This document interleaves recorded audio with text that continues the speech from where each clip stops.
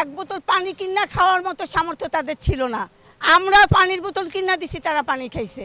এখন তারা ইস্ত্রি করা, আয়রন করা পাঞ্জাবি পরে গাড়িতে চড়ে, কই পায় এগুলা?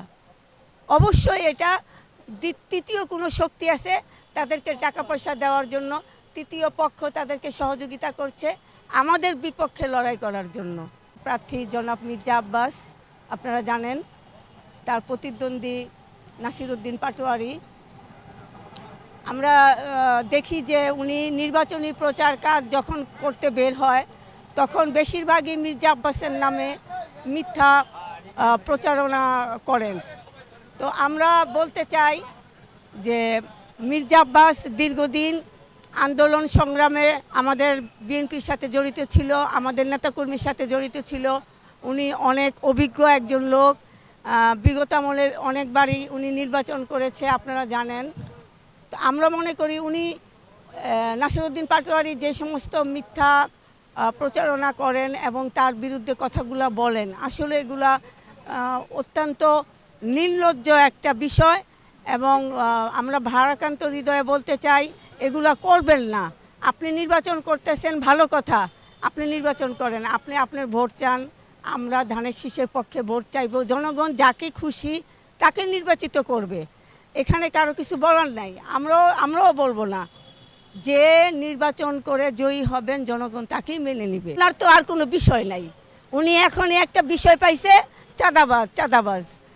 আপনার কথা হলো যে আপনি সরাসরি হাতে নাতে ধরাই দেন বিএনপির কয়টা লোক চাঁদাবাজি, কয়জন চাঁদা চায়।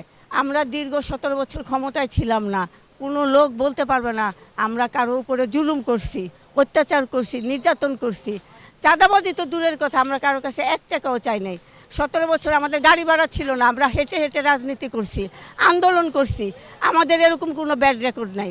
এখন ওনার তো আর কোনো বিষয় নাই, উনি এই চাঁদাবাজের বিষয় নিয়ে মির্জা আব্বাসকে হেনস্থ করার চেষ্টা করতেছে। আমরা এগুলো পরোয়া করি না, মির্জা আব্বাসও পরোয়া করে না। ওনারা ছাত্র ছিলেন, ওরা রাজনীতির কি বুঝে? ছাত্র আন্দোলন করছে, শেখ হাসিনারে হটাইছে। এটা শুধু তারাই করে নাই, আমরা জনগণেরাও সামিল হয়েছি তাদের পাশে। কিন্তু তাদের তখন কি ছিল? গাড়ি ভাড়া ছিল না, এক বোতল পানি কিনা খাওয়ার মতো সামর্থ্য তাদের ছিল না। আমরা পানির বোতল কিনা দিছি, তারা পানি খাইছে। এখন তারা ইস্ত্রি করা, আয়রন করা পাঞ্জাবি পরে গাড়িতে চড়ে, কই পায় এগুলা? অবশ্যই এটা তৃতীয় কোনো শক্তি আছে তাদেরকে টাকা পয়সা দেওয়ার জন্য, তৃতীয় পক্ষ তাদেরকে সহযোগিতা করছে আমাদের বিপক্ষে লড়াই করার জন্য। দেশ, জামাত এবং এনসিপির তারা তো জোট হয়েছে। এখন আমি বলবো জামাত, এনসিপিকে আমরা এনসিপির কথা বলবো না, কারণ তারা একটা জোট বাঁধছে।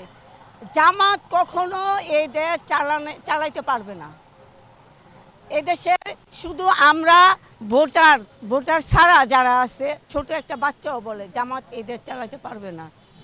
জামাতের সমর্থন সবাই করে না ভাই, যারা বুঝে তারা কখনো জামাতকে সমর্থন করে না। কেন করে না? তাদের একটা ব্যাড রেকর্ড আছে, তাদেরকে রাজাকার বলে এদেশের মানুষ আখ্যায়িত দিয়েছে। তারা যুদ্ধাপরাধী, যুদ্ধের সময় তারা কি করছে?